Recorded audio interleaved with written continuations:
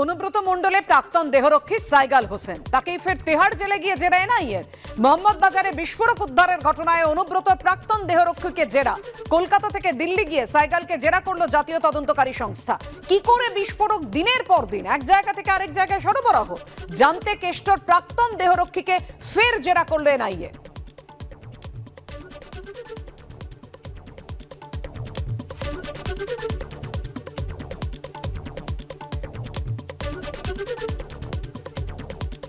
আর অনুব্রত মণ্ডলের প্রাক্তন দেহরক্ষী সাইগালকে এনআইএর জেরার মধ্যেই বীরভূমে ফের বিস্ফোরক উদ্ধার। নলহাটিতে আপনারা দেখতে পাচ্ছেন প্রচুর পরিমাণে বিস্ফোরক উদ্ধার হয়েছে। উদ্ধার 21,000 ডেটোনেটর, 24,000 জিলেটিন স্টিক, 14 বস্তা অ্যামোনিয়াম নাইট্রেট। নলহাটির পরিত্যক্ত পাথর ক্রাশারের অফিসে হানা দেয় পুলিশ। বিপুল পরিমাণ বিস্ফোরক উদ্ধার করে বম্ব স্কোয়াড।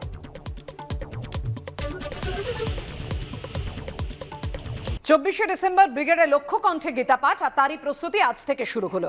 কুরুক্ষেত্র থেকে আনা মাটি গঙ্গার ঘাটে মেশানো হয় আর এরপর গঙ্গা জল ও মাটি নিয়ে বাবুঘাট থেকে ব্রিগেড পর্যন্ত শোভাযাত্রা করেন সাধু সন্ন্যাসীরা। জগন্নাথ মন্দিরের ধ্বজা উত্তোলনের পর ব্রিগেডে ভূমি পুজোও করা হবে। 24শে ডিসেম্বর মূল অনুষ্ঠান লক্ষ্য কণ্ঠে গীতা পাঠ। অনুষ্ঠানে যোগ দেবেন প্রধানমন্ত্রী নরেন্দ্র মোদী।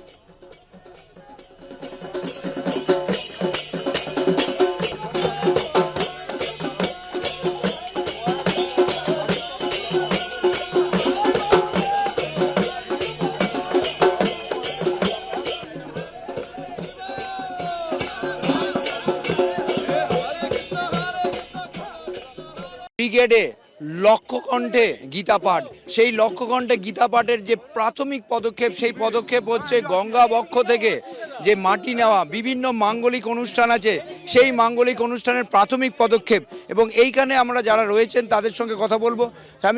আপনি আজকে এই যে হলো গঙ্গা বক্ষ থেকে মাটি নেওয়া, কি কি হবে আজকে এবং কেন হচ্ছে? আজকে সনাতন ধর্ম পরম্পরায় আজকে আমরা গঙ্গা মায়ের জল নিয়ে কুরুক্ষেত্র থেকে আমরা মৃত্তিকা নিয়ে এসেছি।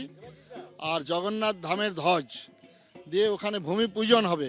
ভূমি পূজন হয়ে আজকে প্যান্ডেলের কাজ শুরু হবে।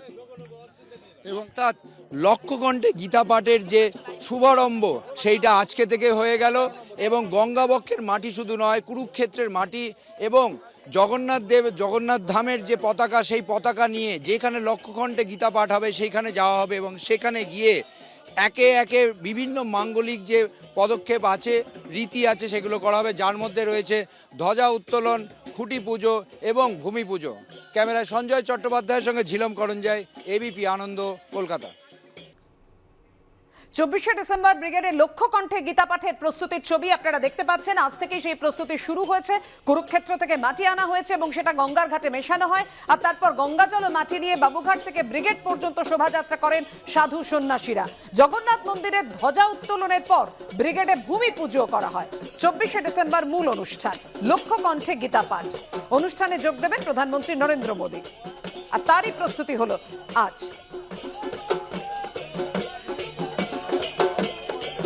আর এ নিয়ে বিজেপি, কংগ্রেস, তৃণমূলের কি প্রতিক্রিয়া পরপর দেখুন।